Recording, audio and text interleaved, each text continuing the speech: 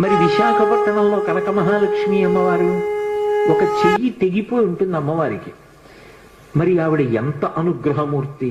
అసలు ఈ మార్గశీర్ష మాసంలో విశాఖపట్నంలో కనక మహాలక్ష్మి అమ్మవారి యొక్క దేవస్థానం ఇసకేస్తే రావుదాం, అంతటి అనుగ్రహప్రదాయిని.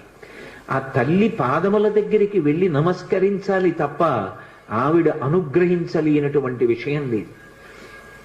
ఈ మధ్య కాకినాడలో నాకు అత్యంత ప్రాణ సమానమైనటువంటి మిత్రుడు, అతన్ని గుండె ఆపరేషన్ చేయడానికి థియేటర్లోకి తీసుకెళ్లారు అని చెప్పి డాక్టర్ గారు నాకు నా ఫోన్కి మెసేజ్ పెడితే, ఆయన్ని రక్షించుకోవడం నా చేతిలో ఉంటుందా? ఆ పరదేవత రక్షించాలి.